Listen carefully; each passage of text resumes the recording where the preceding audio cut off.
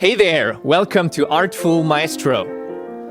My name is Nenad Leonart, and I am the host of the Artful Maestro Podcast, where we talk about all the things relevant for classical musicians in the 21st century. Now, most of it is focused at building a stable career path, because up until now, we weren't really having many different career opportunities. But with the modern technology, with everything that's going on in the world, obviously the digital revolution, the AI revolution, and so on, it's opened the path for so many musicians to actually become world known, to build their career from scratch, and to actually have a thriving life as an artist. That's really exciting. That's opening up so many new opportunities. Every other day, I see a new emerging artist from the classical music field playing an instrument and just amassing new fans all around the world, getting new opportunities to play, getting new opportunities to share their voice with the world, to actually do the art that they want to make, and go out and live their life. Be happy, be fulfilled, earn more money, and play many, many, many more concerts than they ever would if we didn't have these tools. Now, I myself have started 5 to 6 years ago on this journey of trying to find out what the digital stage is, how to use the digital tools to actually improve my career. It was very simple. I was on YouTube and I tried to find some recordings of pieces that weren't well known, and there were none. So I said, you know what? I'm going to be the person that goes ahead and records these so other people can listen to them and we actually have something going on. You probably know I'm a harpsichordist. I've been into really early music, playing historical organs as well. And a lot of that music wasn't recorded back then. Now also isn't, many of them you cannot find. So that was the idea of how I actually started going into this, how I actually started moving. Fast forward to today, where I own a video production company, where I own an audio production company, where I'm working together with classical musicians from all different fields to help them create better content, to help them film videos, to help them reach more fans. I've been coaching, I've been training, I've been helping, I've been mentoring. That's been a large portion of my free time next to my career as a keyboard player, as a historical keyboard player that I've been putting into. I always knew teaching is not for me. I'm not going to be like a music teacher sitting down in school. Obviously, I've tried it. I've tried many different career paths, and it took me a quite long while to actually understand where I want to be as a classical musician and what I want to do as a person that wants to impact this world. Now, these videos, this podcast, it's nothing like anything out there. You won't find another person doing this. You won't find another channel. Do you know why? Because we are just starting out as classical musicians to understand that it's not just about instrument playing. It's not just about the technique or how fast you are or how of a beautiful sound you can create, but it's actually much, much more. It's about connection with yourself, with your health, with your body, with being sustainable, but it's also connection with your audience. It's about being authentic, it's being true, it's about actually opening up to them so that they can receive you as an artist into their hearts and that they can actually care for you.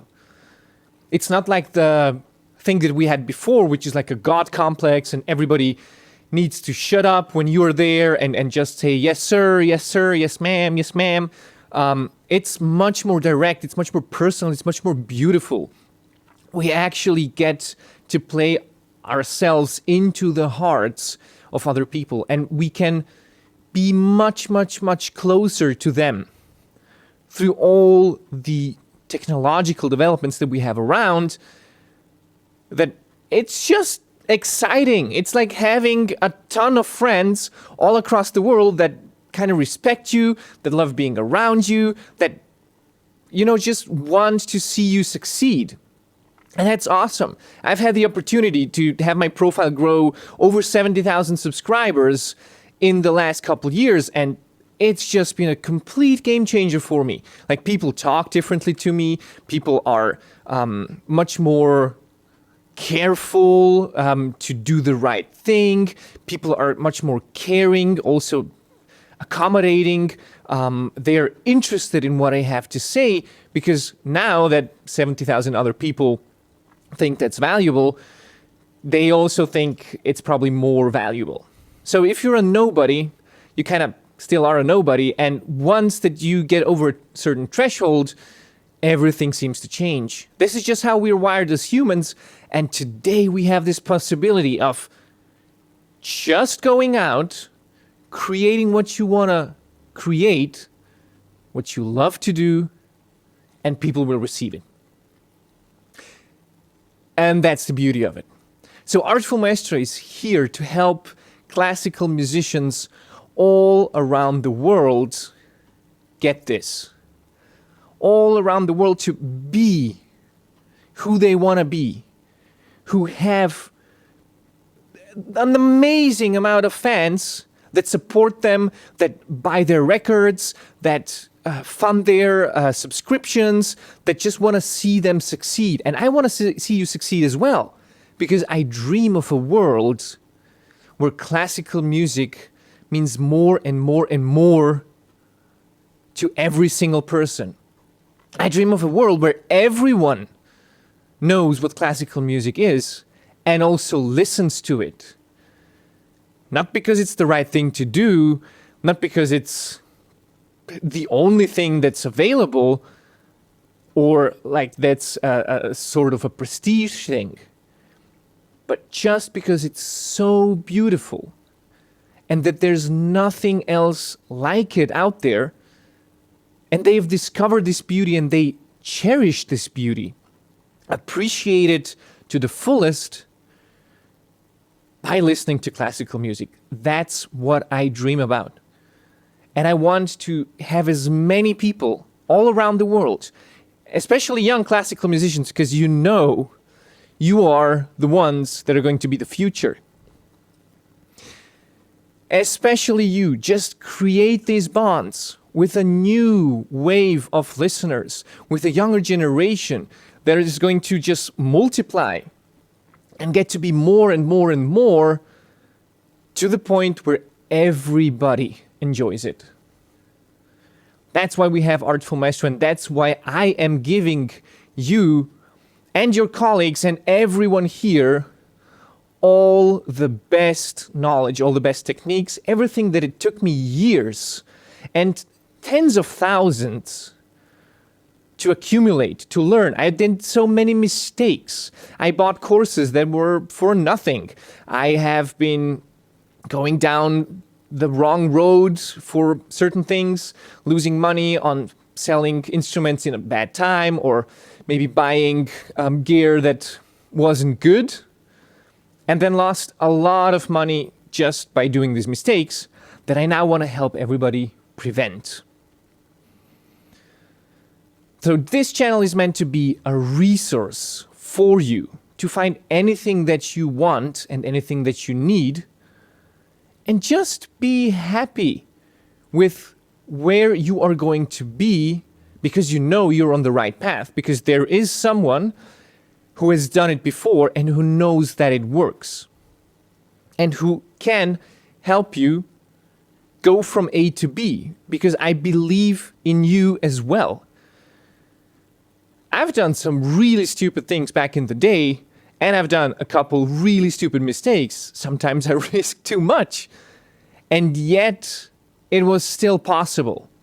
So even if it was possible for me, I'm sure it will be possible for you. I do believe in you. I believe in your ability to dream, in your ability to persist, in your ability to just go ahead and do this thing because you know you want it. And even if it's hard, and oh my God, it is hard for so many people. It's not easy for anyone. I've never met a classical musician in my life They went like, oh yeah, that's just easy. That's how the world is. Nobody ever said that.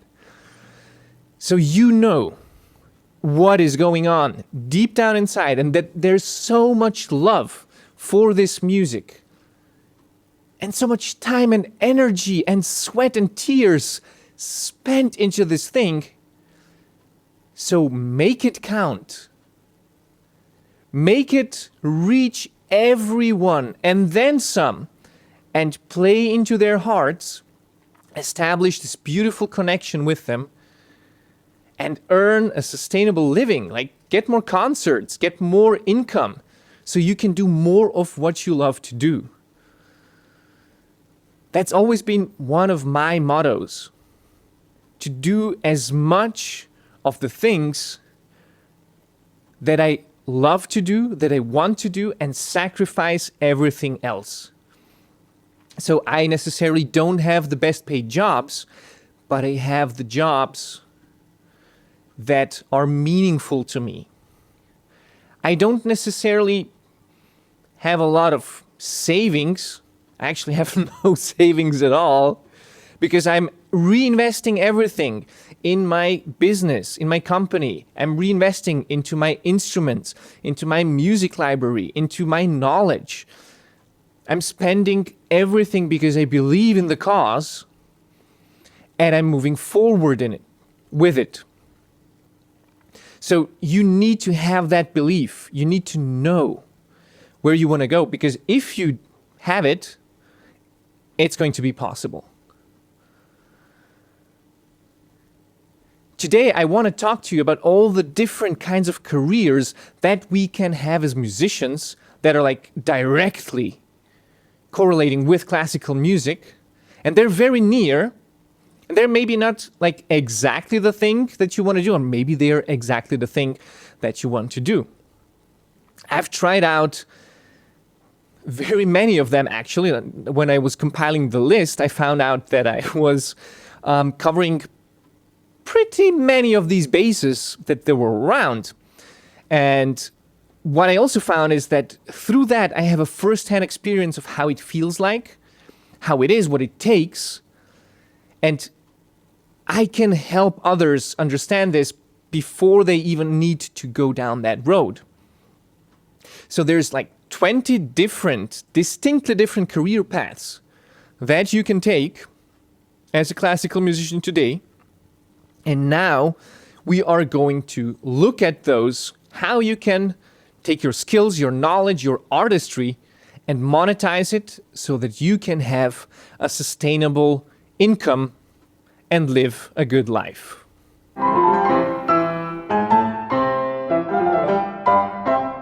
So let's talk about all the diverse career paths that classical musicians have beyond the traditional concert playing roles. Now, regardless if you're young or a little bit older, remember this: it's never too late to change your career path, to maybe wiggle a little bit, to maybe create like a second side hustle or maybe a third, and to support your main creation of art with what you're doing on the side.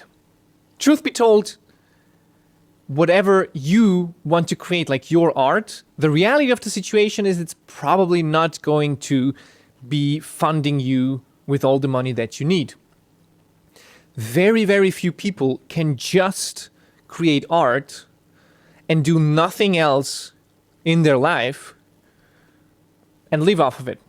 Honestly, I've never heard of anyone doing that. Maybe it's just a myth. Most people have to still do marketing or do networking or do organizing. Maybe they're teaching, maybe they have some kind of post. But nobody actually just wakes up and then creates art all day long, then goes to sleep, and money kind of just magically appears. And I know maybe there are people like that where their ancestors were super rich and then they just inherited a lot of money, but we aren't like that. So let's talk about different career paths, and remember that whatever your age is, you can always change, adapt, learn something new, because this is what is required of us, okay? If you want to improve the time that you can spend with your art and maybe improve the money that you are earning with your art, this is the way to do it, okay? You need to become flexible and you need to be able to do whatever it takes. So let's start, and there's going to be 20 different career paths. Again, I've done quite a few of these, so I might elaborate more or less on those just with my experience. Maybe we'll elaborate more on these privately. There's the Artful Maestro Inner Circle, where we do like monthly meetups and people get to ask me questions. We get to hang out and just talk about this kind of stuff, different experiences and what we share. So if you are into going into a dialogue or asking these specific types of questions, post them in the comments below, or also you can join the Artful Maestro Inner Circle, which you can find the link below this podcast or this video. Okay, let's start out. Number 1 is going to be an orchestral musician. We all know what that is. It's playing in professional orchestras or like chamber ensembles. So it's like an already existing body. You get into that by winning like an audience, by winning an audition, obviously, the audience in the audition, and you are just contracted with them. So you do whatever they say, you play this, there, at that time, and you have a fixed salary in your bank account. It's a very traditional role. This is what has been going on for the last, I don't know, certainly well over 100 years. And if you've noticed lately, it's becoming less and less orchestras. So the pros are kind of, you got to have a stable income, which is not really necessarily easy to get when being a full-time performing musician. You also get the opportunity to perform really nice, famous, prestigious works in famous venues. And you also get to have collaborations with other talented musicians. So you know that everybody who you play with, they're already vetted. You get to have some exciting conductors. You get to have exciting projects. And that's kind of pretty cool. Now, the cons are, it's very, very, very competitive. It's very hard to get into it.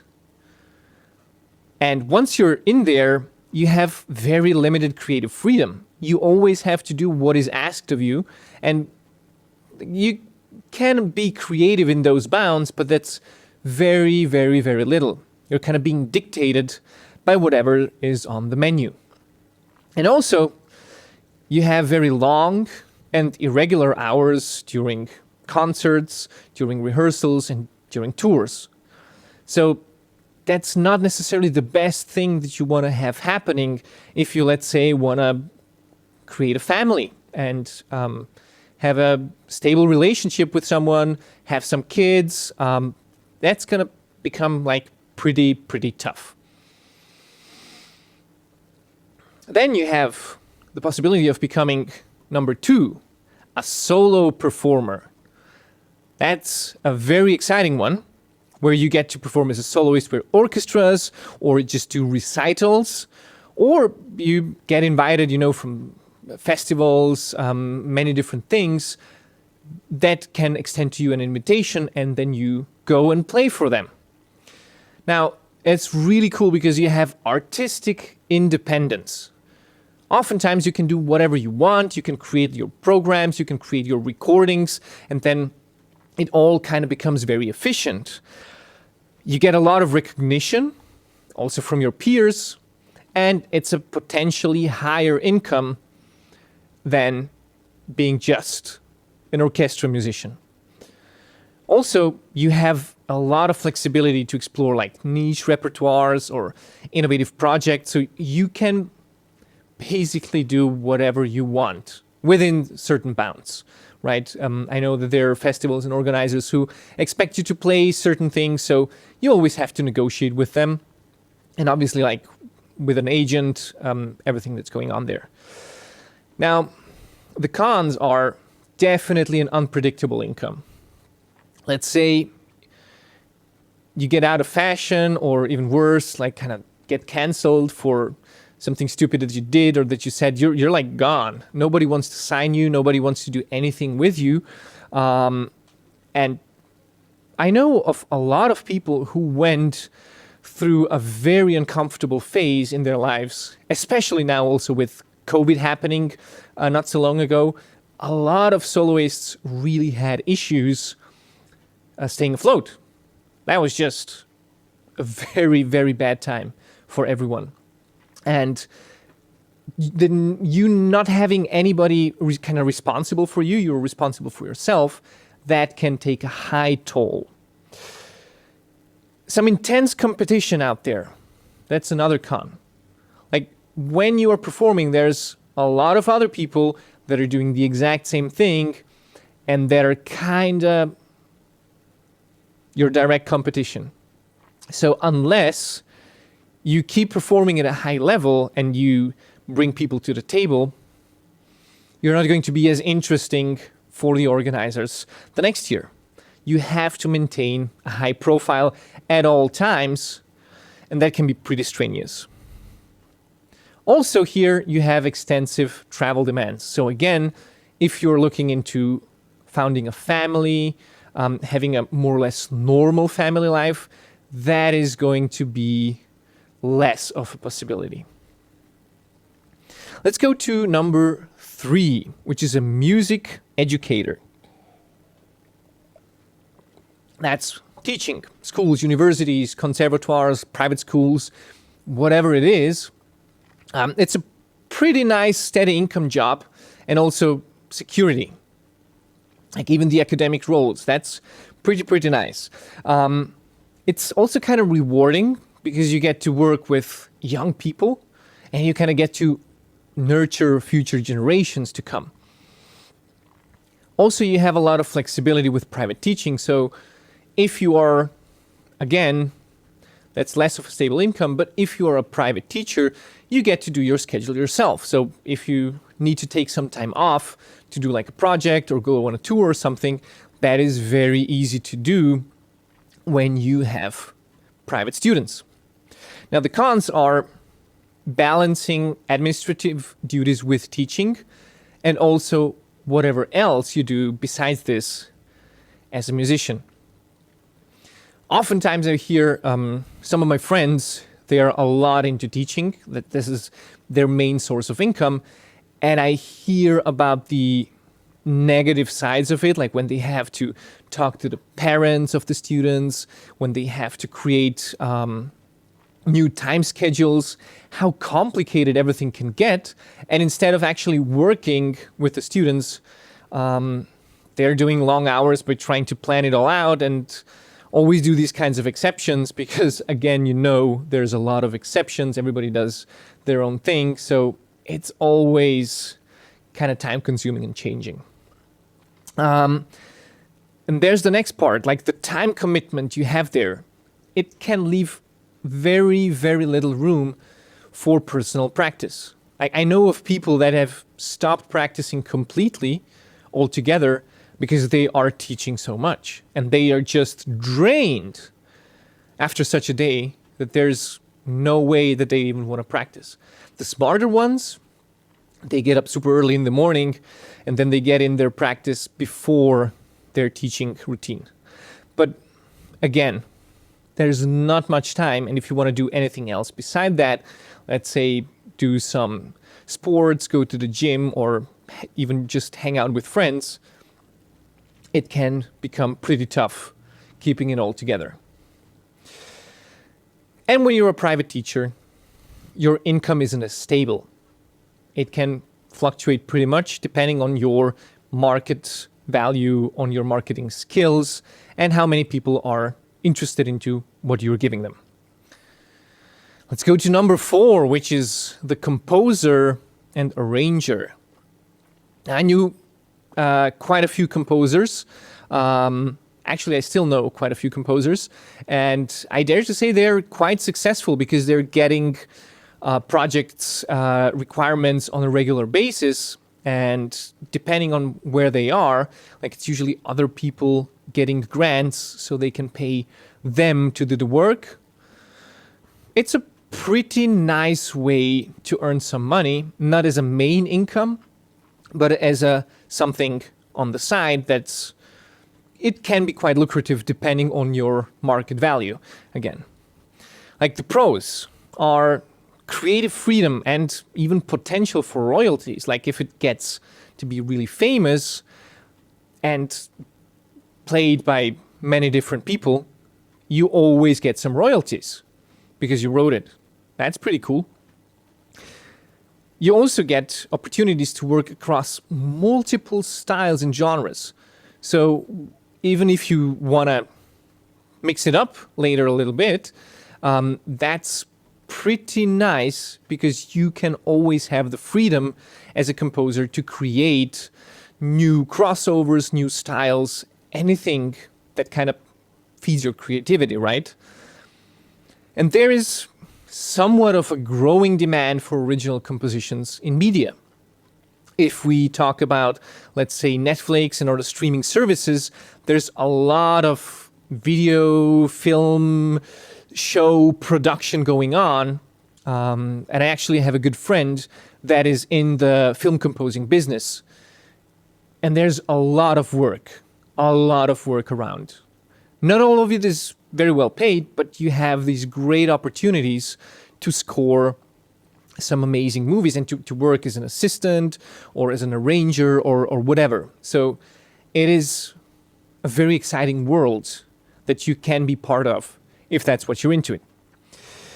And the cons are obviously the inconsistent income, right? Also can be very fluctuating. You rely on commissions. If there are none, if people don't like it, that's it. You also need to learn how to build very strong networks just so you can be in demand. Because people don't just go on Google and they type in composer and then they just take the first person that's there and they ask them. Like they need to know you, they need to know your style, they need to know what you are doing exactly and also have the trust to pose it into you. Now I have a friend who does this really, really well. He kind of always kept a steady pace with his compositions. He did a couple of competitions. He did a couple of very prestigious performances where his compositions were featured. And now he's just having a steady stream of people asking him, people that he doesn't even know, but they've heard of him or of a composition of him because they were being played all around the country. Now, depending on the project that you do, there might be also a pressure to adapt your style or your instrumentation or anything to client demands. So then again, it's something that you might want to reconsider depending on what client you're working with. Sometimes you don't have to take those jobs. Sometimes you're kind of pressured into doing that, which again can also limit creativity. Let's go to number 5, which is becoming a conductor.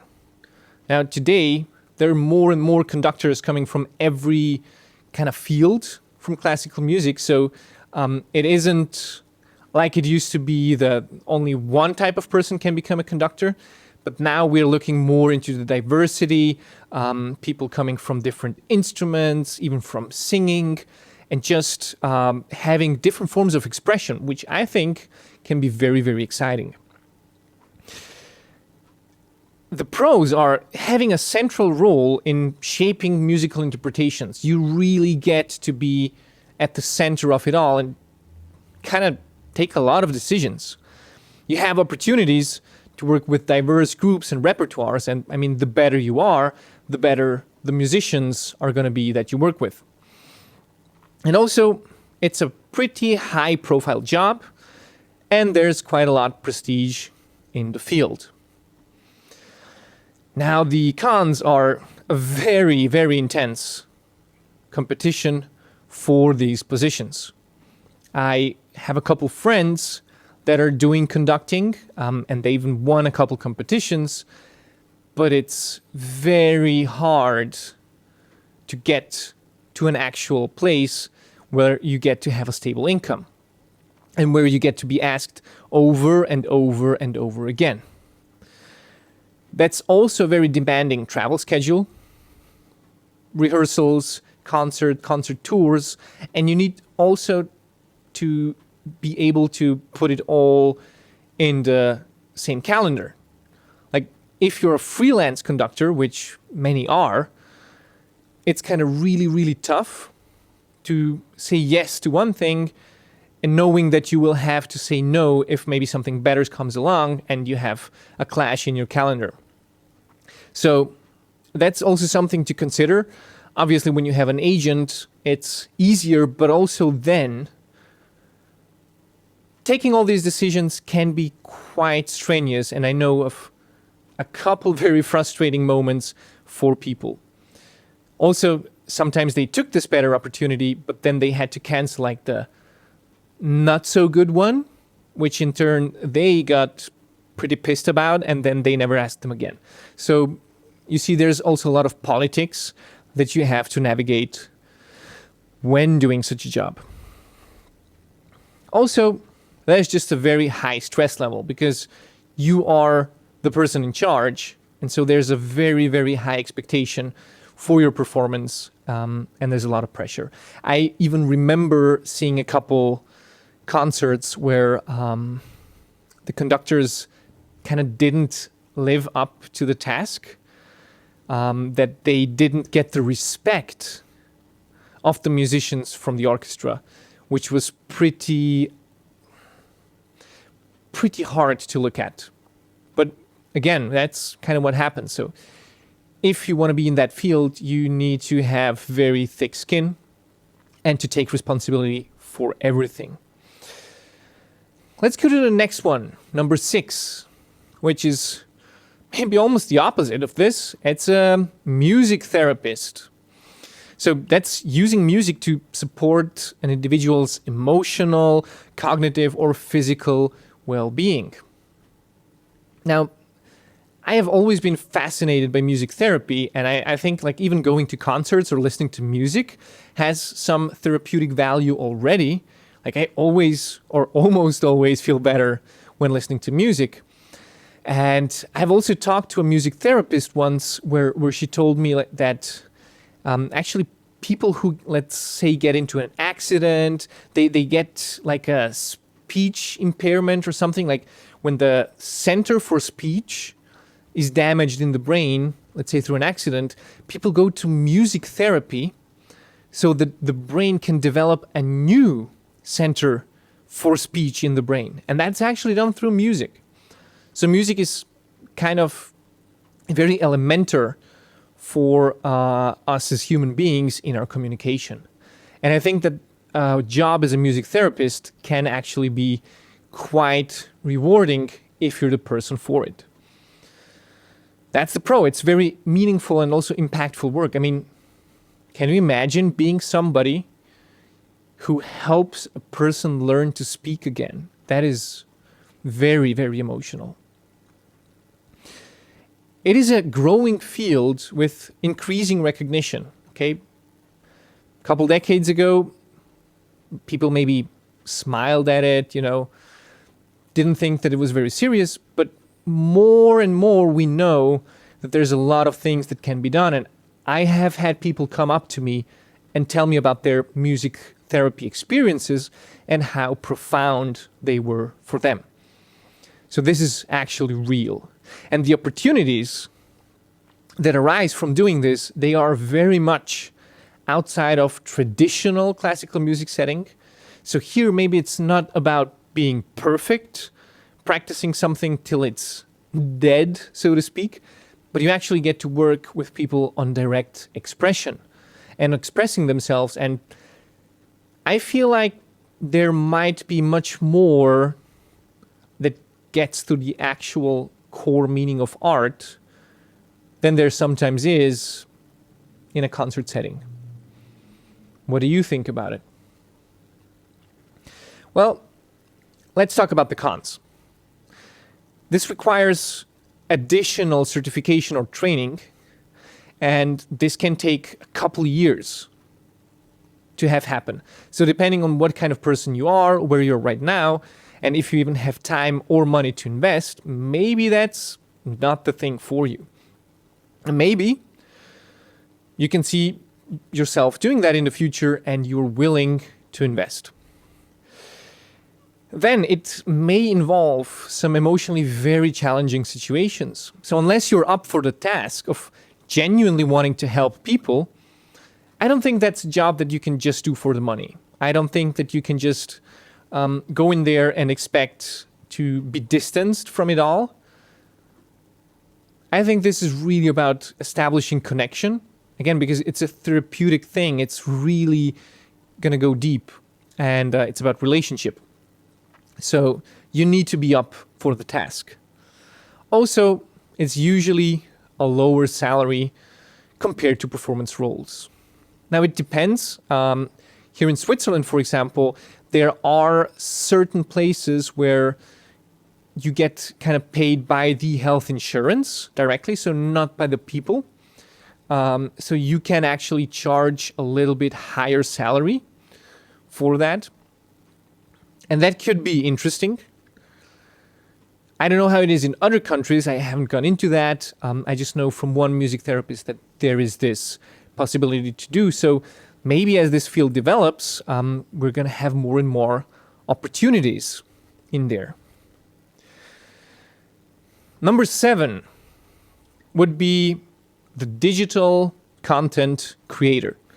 Now, this is a very small one, let's say, to put under just one, because again, there's so many different sides of being a digital content creator. You can be an influencer, you can do a lot of social media, you can do podcasts, you can do YouTube videos, you can do advertisement, you can work for others or for yourself. Like, there are very many different possibilities what you can do as a digital content creator. It's basically building online presence. Now, the pros are you have a lot of creative control over the content that you're producing. You have the ability to reach a global audience with very little, just by posting.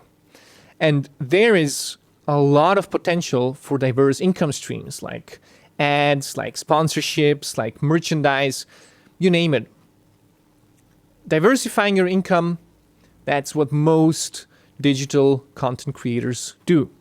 Now, the cons are obviously an unstable and unpredictable income. Unless you know what you are doing, unless you know exactly what you're doing, it's kind of difficult to see where it's going to go. Once you get good at it, and once you know how this thing plays out, then you get to have like a stable income that you can predict in the future how it's going to develop. But especially the beginning, it's quite hard. It's you just investing time and energy into something that most people think it's never going to pay off. Or they fear that. And usually what results out of that is that they give up far too soon and they never actually get the results. So they just lost time, just lost money, didn't get anything out of it. Also, this requires definitely some technical and marketing skills beyond music. Now, you know that I am an advocate for digital content creation, and you know that I will always tell you that you will need additional knowledge, which is of the technical nature and which is of the marketing nature. Why?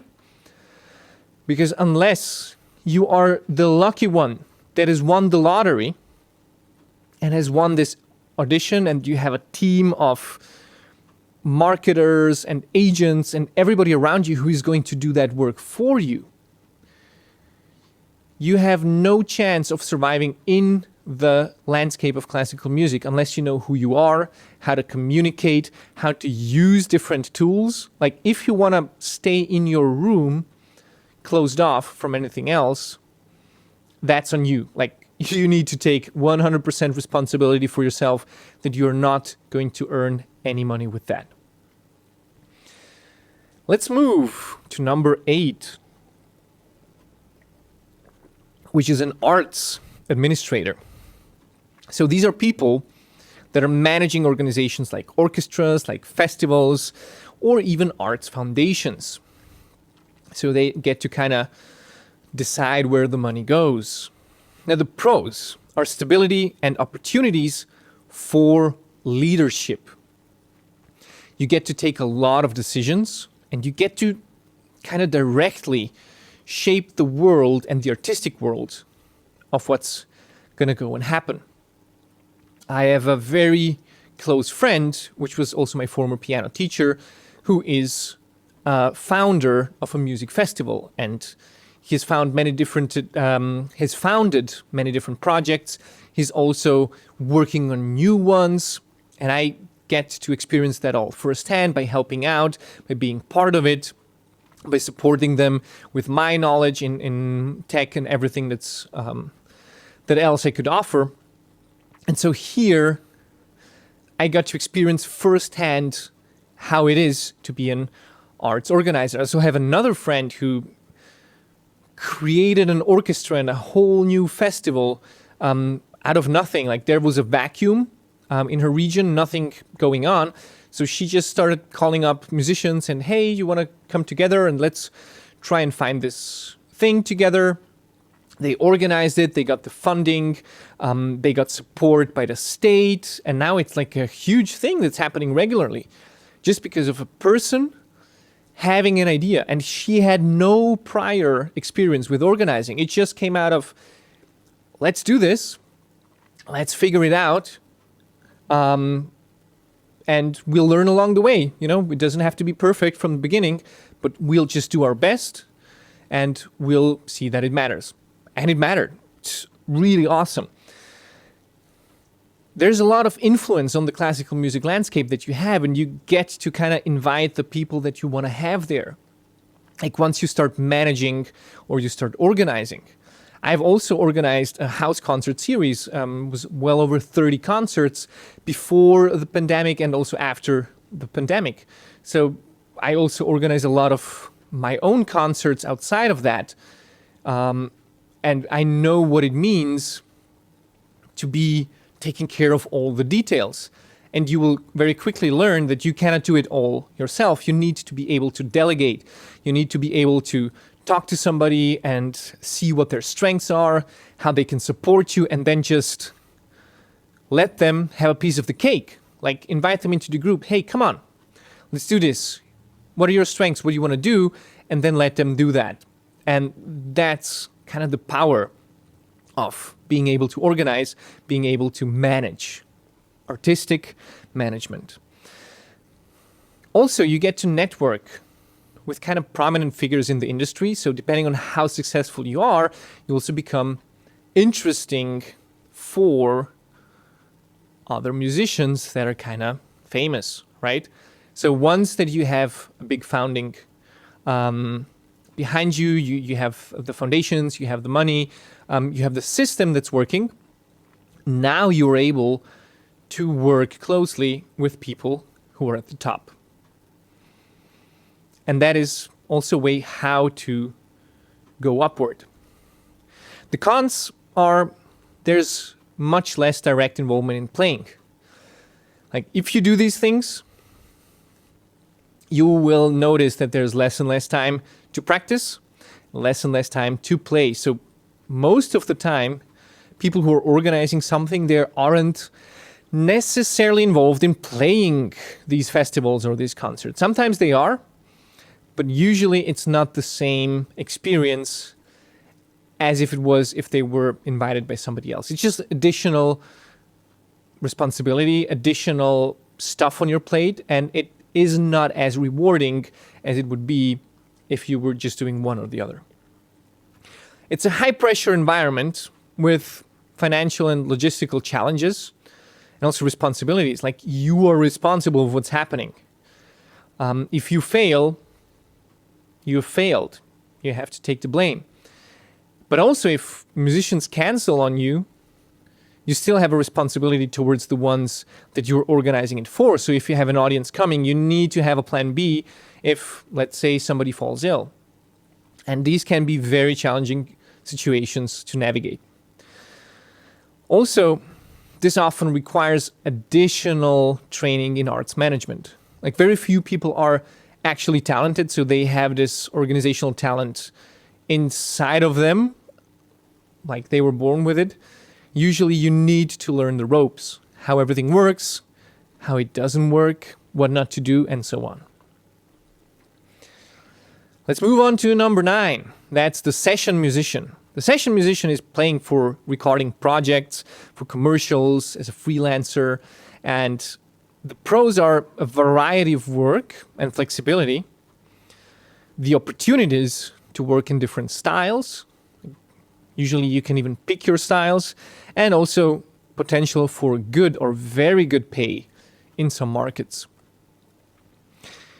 The cons are inconsistent work and income, the also requirement of versatility and adaptability depending on the person you work with, depending on the project, and often much more undervalued compared to soloists. Oh, it's just a session musician. Well, still, many of them can be quite happy and quite fulfilled with what they do, as with some people that I know that work in that field. Also, with the new technology and digital media and everything that's going on, we have new possibilities of becoming a session musician in a very, very easy way. Like, there is a website, I forgot about it, but my friend who's a film composer actually goes on this website, and whatever he needs like played into, he just sends them out the score. He goes onto the website, he sees the people that are on there, and they kind of have their own recording studio at home, you know? So it's a very easy transaction. They don't have to go into a studio. They don't have to go and work and do all the travel time, but they're just hanging around at home. They get the score. It's directly a transaction over the website. They just play it in. They send in the recording. They're usually very, very good recordings because these are hyper-professional musicians. It takes them like 10 or 15 minutes of their time to play that in, and they earn quite a good money from that, like quite a good money. It can be a very, very good income if you're really good at your instrument and you can play things fast. So you just get to kind of hang around at home and accumulate income. That's pretty cool. So let's go to number 10, which is going to be the instrument maker or the instrument restorer. We have crafting or repairing instruments, and the pros are going to be hands-on fulfilling work, niche skill with steady demand, and also connection to the history and craftsmanship of classical music. Now, the cons are it requires significant training, so this is a very different career path. It may not involve performance directly, very rarely it really does. And the income varies very much with reputation and with your location. I have been dabbling into instrument making myself. I've been very interested in this possibility of like digital electronic organs. So it's not that I necessarily make them myself per se, but I'm just involved in the process of designing, in the process of putting everything together. And I actually let like real woodworkers and real instrument builders do the work for me. But I really wanted to design an instrument that was up for what I needed. And there wasn't none out there. You can find any. And I started 4 or 5 years ago, been through a couple of prototypes, and it's still a work in progress. However, I feel like in the next couple of weeks or months, there will be the first batch of instruments that I have actually designed and gotten to play, to present to other people, that they're going to go on the market, and there's already quite a few people interested in them. So I'm guessing that by the time you hear this episode, they're already going to be sold. But we're going to make a new batch, so don't worry. Let's go with number 11, which is an academic researcher or a scholar.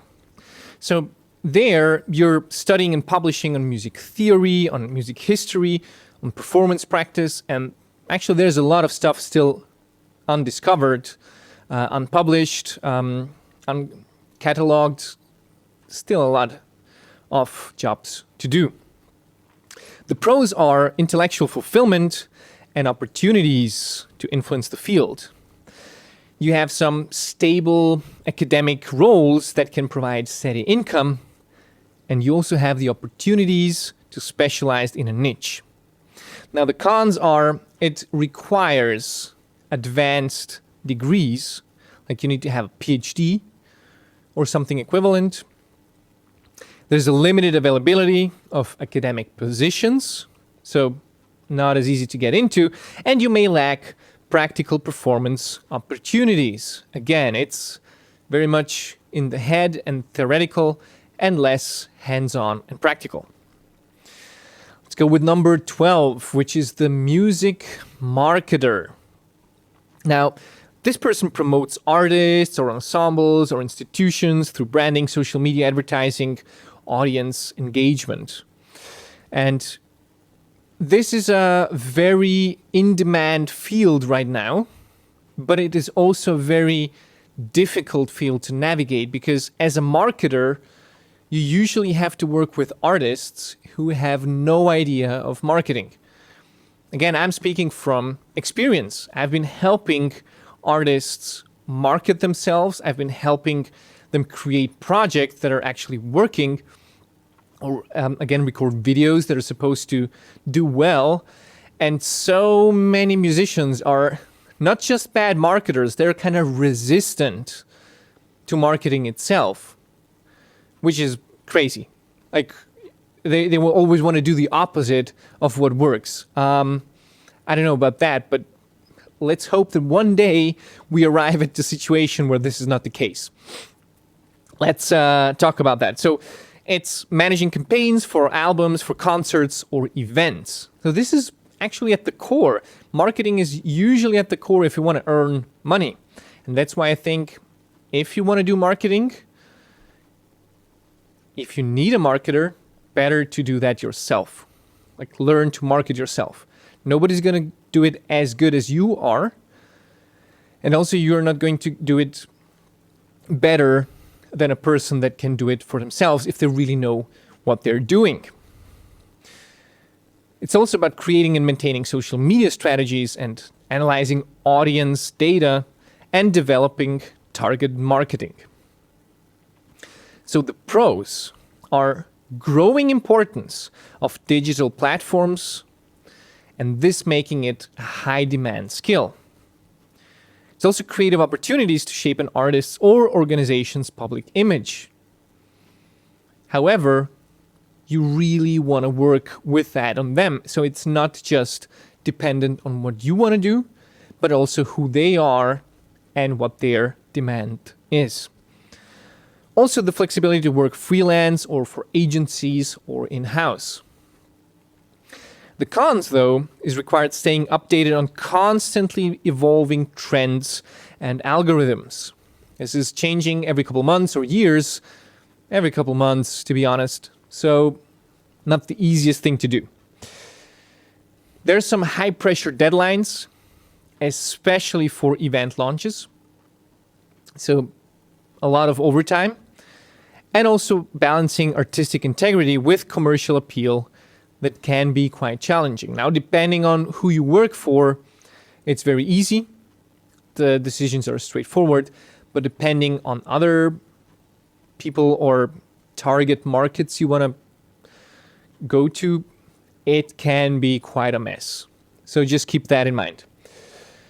Then we have fields like the audio technician and the video technician. Let's go. 13 is the audio technician. He's doing recording, mixing, and mastering audio for performances, studio recordings, or broadcasts. It's a very technical field with very clear delivery. It's essential for all recording and broadcasting projects, which are kind of in demand, right? And you have opportunities to work in various settings, from orchestra to media studios, and also to work for very highly skilled people. So you also get in touch with them through this. The cons are usually irregular hours, especially for deadlines and live performances. It requires expensive equipment and also ongoing skill development. So you need to always reinvest. And also, the work may be underappreciated unless you are associated with really high-profile projects. Depending on your client, could be good, could be less good. Number 14 is the video technician, which is kind of close. It's capturing and editing video content for musicians, performances, promotional material, and so on. So just recording these things can be also educational material like masterclasses and courses, editing footage, and live streaming even. So the pros are the growing demand for video content in the digital age. I mean, it's been as good as never. Right now, everybody needs videos, everybody wants videos, and it's really a good and stable pay. You have the potential to work closely with artists and organizations, which is pretty cool. And you also have the opportunity for creative expression through editing and storytelling. And that's why I went into video making, because I love the way that you can shape visuals to tell the story and to actually enhance the experience of music. Now, the cons are a rather competitive field, often overlapping with general videography. So here you want to stand out from other videographers that are maybe not as attuned to classical music or to precision of, let's say, synchronizing the video with the audio. It requires investment in quality equipment, editing software. Again, it's not something that you can do for free. And also long hours during editing or event preparation. And let's go and move into the field of the entrepreneur. That would be kind of the number 15, which is kind of launching projects, such as starting an ensemble, organizing festivals, creating apps for musicians. We're going to dive a little bit more into these, more in detail, and you will see why in just a moment. So it's about complete creative and business control. That's the pro. Like when you're an entrepreneur, you are at the steering wheel. You get to decide. You have the opportunity to innovate and address unmet needs, which is also awesome. People having needs, you get to fulfill them. And you also have the potential for significant financial success. If you do your preparations correctly, and if you hit it spot on, it's going to probably be very good for you. I know a couple people who did this in the music business, and they are earning, oh my God, really, really well. The cons are a high risk and potential failure. Again, you need to risk it for the biscuit, and if it fails, it's on you. Nobody's going to come and console you. It's just everything you've invested, poof, it's gone. It requires skills in business, in marketing, and in management. So this is quite up there. You can't just decide, I'm going to be an entrepreneur from today. I mean, you should, if you want to do that, just from the inner mindset you have, but you need to acquire the skills, and this can take years. Also, it's time-consuming and challenging to balance with personal artistry. There are going to be times where there's just going to be no space for you to practice, no space to do anything artistic, and that is kind of demanding. I've heard this quote the other day, like, you know what is business? Business is like running a marathon. Just get up and start running. You're completely unprepared, you're completely untrained, and you just need and start running. But while you're running, you need to be training as well so you become more fit for the marathon. So it's crazy, right? You're already running, but while you're running, you have to be more prepared. And it's going to be really, really strenuous, and you need to put in a lot of hours in that. So inside of the entrepreneurship, let's go to number 16, where you can become a concert organizer or promoter, where you kind of just organize single events or help people to organize or promote these. So you have creative freedom in programming these performances. You have opportunities to collaborate with top musicians if you, let's say, are very creative and you just want to help them out with doing different performances, so they kind of focus on their practicing while you do the rest. And also the potential to revitalize classical music in underserved communities.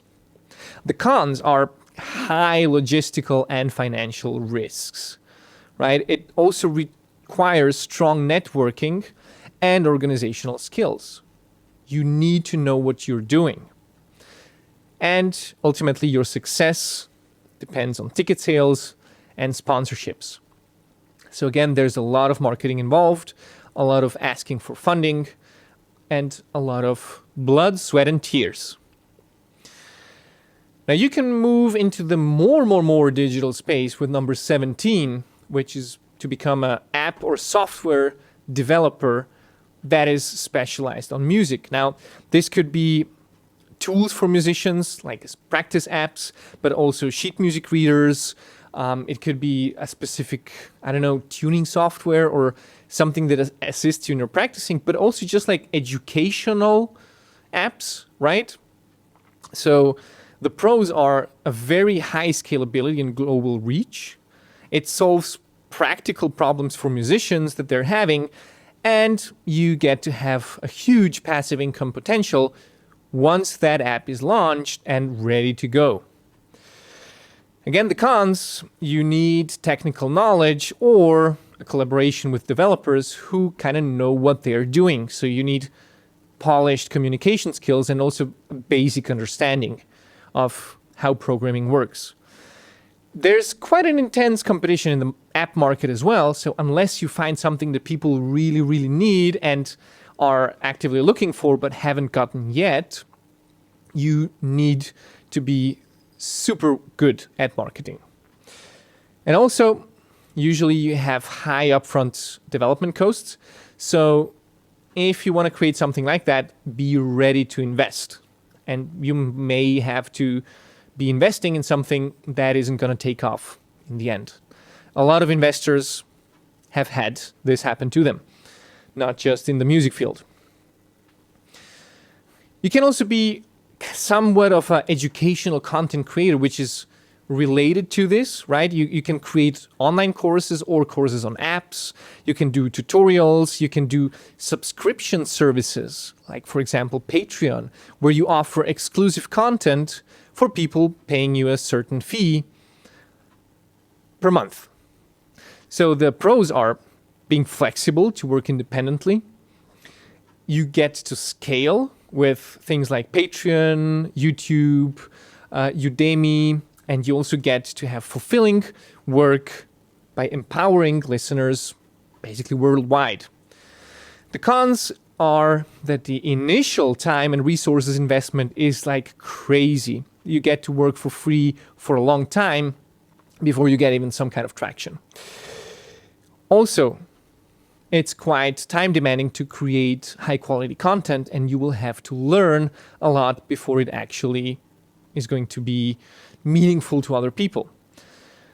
It requires consistent marketing and audience engagement. So also you can't just go on vacation and kind of let it slide. You need to keep at it.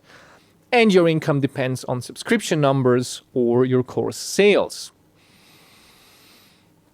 Now, let's go to number 19, which is somewhat more of a different kind of entrepreneur. That would be a music licensing or publishing entrepreneur, where you are kind of managing rights and royalties for composers or creating platforms for licensing music. So let's say you have a specific target audience of people who are looking for a specific kind of thing, like easy piano music to play for beginners. And you can go ahead and kind of create compilations from different composers, different collections, and just like relicense their music, so they are getting royalties, but then also that you are selling it on your platform, so that you are kind of connecting the composer and the buyer, so to speak. Or you can also be connecting like the artist with the consumer. You can create like a platform where artists can advertise for their services, and you get to take a commission when they get signed to perform, I don't know, at a wedding, at a birthday party, and so on. So you can be doing this if you have a lot of contacts in the business. Now, the pros is the growing demand for things like this, the opportunity to work with a very diverse client base, both on the artist side as well as the consumer side, and the potential for high earnings through royalties or commissions. The cons are kind of complex legal landscape and need for expertise in copyright law. So you will have to have a lawyer, at least one at your side, who's going to give you advice and kind of work for you or with you on this. There is high competition from already established agencies, so you need to do something unique, have a unique selling point at least. And also it requires significant networking to secure clients. That's also something that you really want to take care of. If not, I mean, without clients, you're not selling anything. So as you can see with all of these, especially like in the business kind of side, entrepreneurial side, organizing side, you will always have to have marketing abilities. This is kind of at the core of everything. And that is why we're talking so much about marketing in Artful Maestro, how to market, how to create something that matters to people and how to get them excited for it. Okay. And we are now at the last one, which is number 20. And it's becoming an innovative ensemble leader. Now, this is forming a group with a unique focus, such as performing contemporary works or experimenting with genres or using immersive tech. Basically, it is something greater than just what we're talking about also in Artful Maestro with creating with yourself. Like we talk about creating your own artistic identity and then working with that. As the innovative ensemble leader, you put people together and you create a collective identity of that ensemble, of that group, and you market that one. Like you organize it, you're kind of like the heart of the thing. But again, with like every organism, you have different people in there. They have different skill sets and they have different tools that they can help you with. So it is like you doing that for yourself alone, but a much larger group. And the pros are the artistic freedom with them to explore new ideas and also the creativity that kind of happens when you have more people around. You have opportunities to reach new and maybe not necessarily the traditional audiences, because if you are really innovative, you can get to have a lot of success with it if you're the first to do something that nobody else is doing. Also, if you like really discover something that's pretty cool, you have the potential for critical acclaim as a trailblazer, right? And I've seen a couple of these creators, I actually got to reach out to them, who have done this in the last couple of years on social media, that have kind of formed the path for a new generation of artists just by being innovative in their field and daring to do something that nobody else dared to do. That's really, really, really cool. Obviously, there's also cons. So like financial challenges to sustain the ensemble. again, you need to take a lot of responsibility doing that. There's also uncertain audience reception for experimental projects. Like if you are having certain types of projects in there that you don't know how they're going to come across, you might find yourself with a empty hall. Like I remember a friend of mine, they did some avant-garde stuff that they are trying like to do with contemporary music, with guitars, and they had, I think, 3 people come to the concert. So it was really just like an empty hall. That was crazy. That's the risk you have when doing something like it. And also, you have demands for strong leadership and for fundraising skills. Here again, you need to make it happen. You need to have the tool set. You need to have the skills and the connection to people. So with many of these different career paths that we've talked today, you see how the actual traditional ones are very, very few and less diverse than anything else that you can do as a musician today in the 21st century. And I think that is so exciting. And I think that the people who are going to adapt the fastest, learn the most, and kind of revolutionize the industry, they are going to be the ones with not a little success, but with the most success, with the absolute most success. Like we see this discrepancy going on already. We see the people who have little having less and less, and the ones who are having a lot having more and more and more. And the same thing is going to happen on all levels. So start investing in yourself.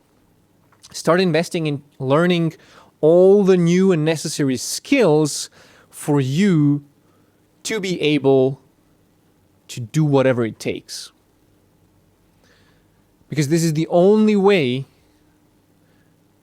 to go from A to B without you having to do things that you don't want to do, without you being pressured into changing when you don't want to. This is like proactively changing. This is proactively shaping your life and shaping your future. So make sure that you go on that path and that you are willing to do whatever it takes, because this is going to be the path to your success.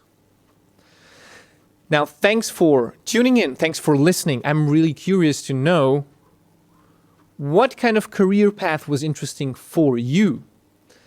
What kind of thing did you think is going to be interesting for you to maybe try out or to maybe get in touch with? Because obviously there's a lot of things that you can do, and we'll talk about in the next episodes how you can, once that you've chosen maybe like a different income stream to diversify how you're going at it, once that you have chosen that, how you want to go ahead and learn more about it and maybe move more into that direction so it can become a reality.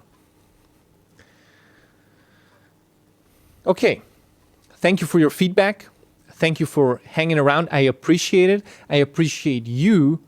I believe in your ability to change and to make a difference, because as classical musicians, we all need to make a difference. It's now or never, right? Let's change together, and let's make this world a better place with our art and our music. Take care. Have a thought or two about this, and I will see you in the next episode.